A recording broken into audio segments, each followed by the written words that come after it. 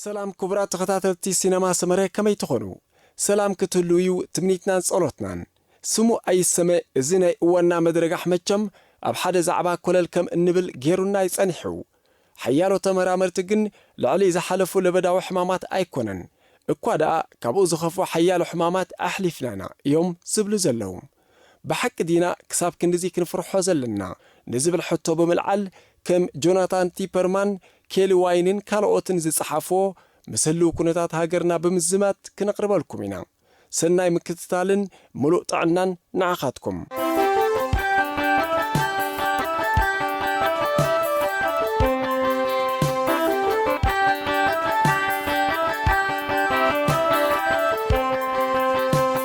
فيروس كورونا بحق ديو كندتنا عالم أجني قوازلو قتال حمام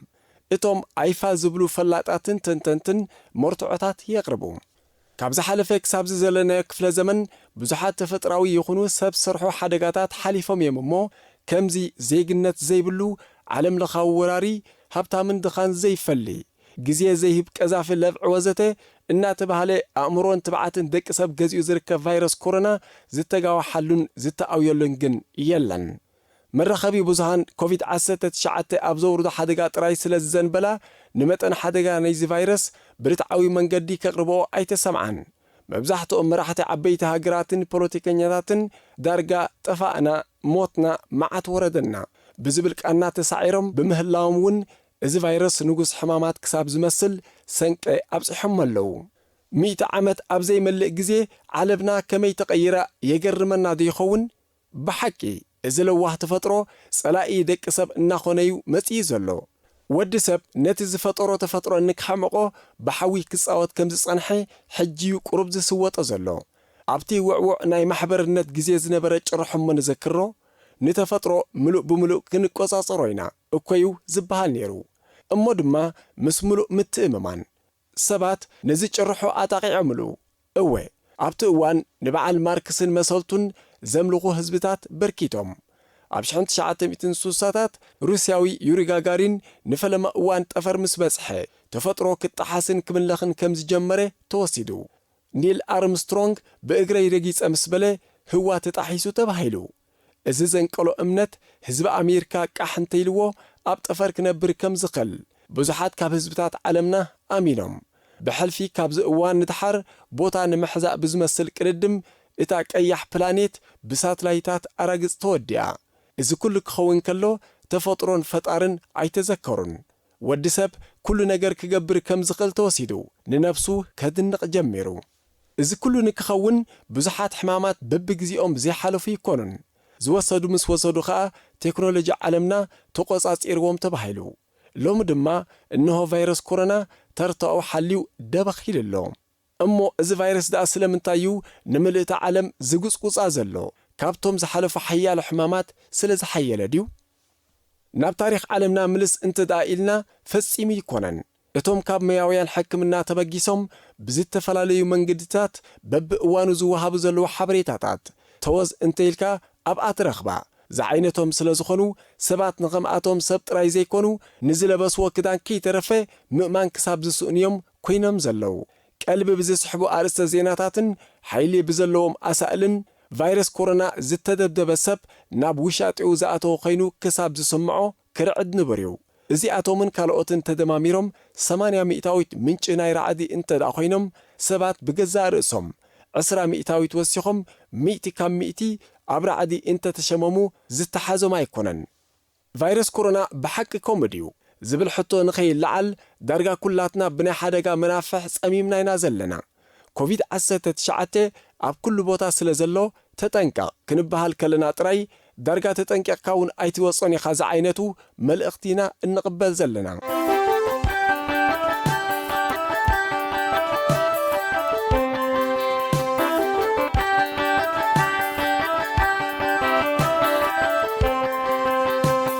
بحلفي أب كم هزبي إرتراز أمسله أب محبر أن بابراز تمسرته يوزلو هزبي بمحبراوي من رحاق ويمفنتات ملؤ بملؤ كاب لبعي ككالاخل زحسبا يكونن أب بيتو مسقور بيتو أب عداقا أب حزن أب كوبون أب ما يبوطن كالوت بزحاتن الناشع زكرارب نبرت يخون مقبي زلاقا قحند زتحاقزن هزبيو ምሉእ ብምሉእ ክረሓቕ ስለ ዘይክእል እዩ ኸዓ ዝያዳ ናብ ፈጣሪ ክገድፎ ዝመርጽ ዘሎ ቫይረስ ኮሮና ምስ ሓያሎ ዝሓለፉ ሕማማት እንክነጻጽር ፈጺሙ ዝለዓለ ኣይኮነን ዓለምና ካብዚ ሕጂ ኣጋጢሙ ዘሎ ዝኸፍአ ኩነታት ኣሕለፈትን ድያ ምናልባት እቲ ቅድሚ ክፍለ ዘመናት ህይወት ኣሳት 200 ሚልዮን ህዝብታት ዝወሰደ ጸሊም ለብዒ ምስ ንውሓት ግዜን ብልጽግና ደቂ ሰብን ኣመዛዚና ምስ ቫይረስ ኮሮና ከነዛምዶ ዘይክውንነታዊ ክመስል ይኽእል እዩ ተኾነ ግን እቲ ንብዙሕ ዓመታት 100 ካብ 100 ሓደገኛ ኮይኑ ዝጸንሐ እሞ ድማ ምስ ቫይረስ ኮሮና እንክነጻጸር ብሓደገኛነቱ ካብ 95 ክሳብ 98 ሚእታዊ ዝለዓል HIV ኤድስ ከምኡውን ብዛዕባቶም ከም ሳርስን H1ን N1ን ዝኣመሰሉ መጥቃዕትታት ከምዚ ናይ ሕጂ ደኣ ኣይተኣወጀሎምን እምበር ብሰላሕታዊ መንገዲ ዘሰንብት ቁፅሪ ትንፋስ ደቂ ሰብ ቁሒሞም እዮም ኣብ 2017-2018 ዝተኸስተ ወቕታዊ ጉንፋዕ ኣብ ኣሜሪካ ጥራይ ህይወት ልዕሊ 80,000 ሰባት ከም ዝተማልአ ናይ ቀረባ ተዘክሮ እዩ ህቡብላዊ ማዕበል ዓሰርተታት ኣሽሓት ሰባት ቀዚፉ ሓደጋታት ትራፊክ ኣብ ሓደ ዓመት ጥራይ ኣስታት 1.25 ሚልዮን ህይወት ይቐዝፍ ኣሎ እዚኣቶምን ካልኦትን ዕንወታት ግን ኣብ ሰባት ከምዚ ዝኣመሰለ ራዕዲ ኣይዘርኡን ኣብታ ብቁፅሪ ልኹፋትን ምዉታትን ቀዳማይ ደረጃ ሒዛ ዘላ ኣሜሪካ ካብቶም ብቫይረስ ኮሮና ዝሞቱ እቶም ብኻልኦት ሕማማትን ባርዕ ሓውን ዝሞቱ ይበዝሑ ግዳይ ብከላ ኮይኖም ክሳብ ካንሰር ብዘብፅሕ ሕማማት ስርዓተ ምስትንፋስ ዝሰቃዩን ዝሃልቁን ሰባት ዕፅፍታት ናይዚ ሕጂ ኣጋጢሙ ዘሎ እሞት እዮም እዞም ዝሓለፉ ከበድቲ ቅፅፈታት ግን ንወሰንቲ ኣካላት ዘሻቅሉ ኣይመስሉን ህቱን ትትሱን ክፋለሱ ከለው ብዘይካ ነቶም ግዳያት ንዓለምና ጉዳይ ኣይነበረን ብሕልፊ ኣብ ሃገራት ኣፍሪቃ ክሳብ ሕጂ ብሕማም ዓሶ ዝሃልቁ ዘለው ሰባት ኣብ ግምት ዘእትዎም የለን ኮቪድ-19 ግን ንዝኾነ ይኹን ሓይሊ ሕዙእ ናይ ድሕነት ቦታ ስለ ዘይገደፈ ንኩሉ ደረጃታት ሰብ ብሓባር ከም ዝጠራዕ ገይርዎ ኣሎ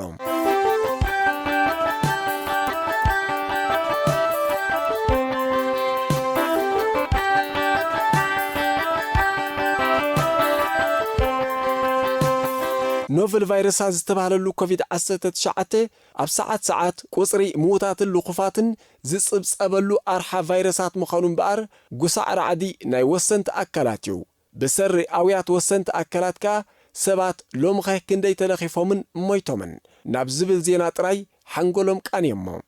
ማዕከናት ዜናን ማሕበራዊ መራኸቢታትን ውዕውዕ ስራሕ ከም ዝረኸባ ሓበሬታንን ስእልታተንን ብቫይረስ ኮሮና ተዓብሊሉ ኣሎ ምስሊ ቫይረስ ኮሮና ሕንጫል ህፃን ክሳብ ዘለልዮ ድሕሪ ባይታ መሳኹቲ ቴሌቪዥንን ካልኦት ምንጭ ሓበሬታን ምዃኑ ንሪኦ ኣለና ምስዚ ሓያል ዝኾነ ናይ መጠንቀቕታ ደወል ሰባት ኣብ ገገዝኦም ክውሸቡ ምስ ተነግሩኻ ራዕዲ እውን ደድሕሪኦም ናብ ቤቶም ኣትዩ በቲ ሓደ ሸነኽ ሸሓዕትን ሰብ ስነ ሓሳብ ሸርሕን ዊኪፔድያ ብዝኸፈተሎም ገጽ ኣብ ጽዑቕ ስራሕ ተጸሚዶም ኣለዉ ኣርዓዲ ናይ ፋንታዝያውያን ጽውጽዋይ ብሕልፊ ኣብ ምዕቡላት ሃገራት ገሊኡ ካብ ምግባር ኣይበኾረን ገሊኣቶም ቫይረስ ኮሮና ንመቆጻጸሪ ብዝሐ ህዝቢ ተባሂሉ ዝማዕበለ ውዲት ምዃኑ ጽሒፎም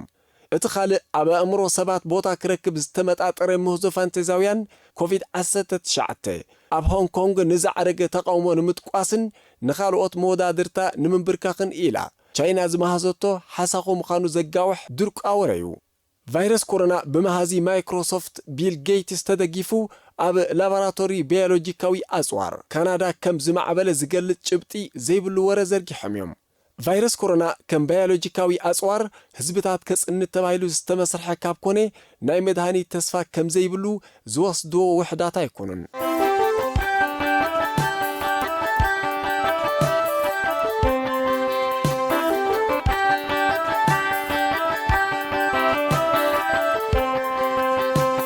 ተላቫዒ ኮቪድ-19 ብግስ ከይበለዩ ምስ ፖለቲካ ወይ ረብሓ ተጸንቢሩ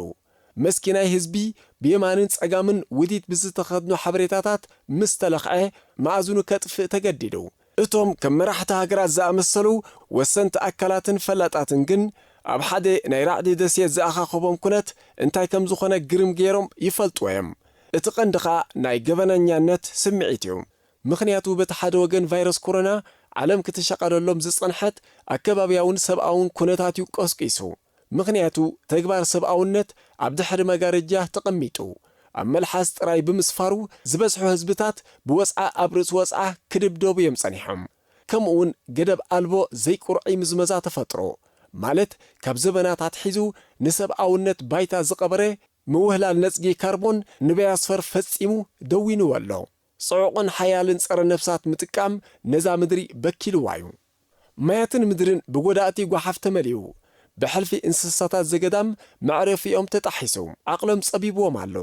ህዝብታት ሓያሎ ሃገራት ብጓሓፍን መረስቲ ባእታታትን ካብ ዝሳቐዩ ብውሕዱ ዓሰርተታት ዓመታት ተፈቒዱ ወሰንቲ ኣካላት ብዝኾነ ይኹን ዋጋ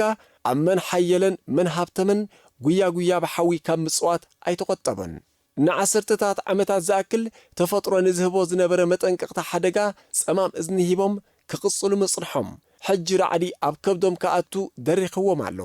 ኣብ ዝሓለፉ ውሕዳት ዓመታት ባርዓት ጫካ ነዛ ፕላኔት ካሕረርዋ ምስ ጀመሩ ሙቐት ዓለምና ምስ ወሰኸን ዘይንቡር ቀዝሒ ምስ ተኸስተን ህበብላዊ ዝናብ ህዝብታት ምስ ቀተለን ኣፋናቐለን መጠን ዘይብሎም እንስሳታት ምስ መንመኑን ጸነቱን ኣኻውሕ በረድ እናምኸኹ ውቅያኖሳት ዝያዳ ክመልኡ ምስ ተራእዩ እቲ ጸገም ተጐስዩ ክሕለፍ ዘይከኣልን ዓለም ንደቂ ሰብ መራር ከም እትኸውንን ይስወጦም ነይሩ እዩ። እንተኾነ ግን ምድራር ተፈጥሮ ጃምላውን ብሕታውን ግሰት መሰል ሰባት ቀጺሎሞ።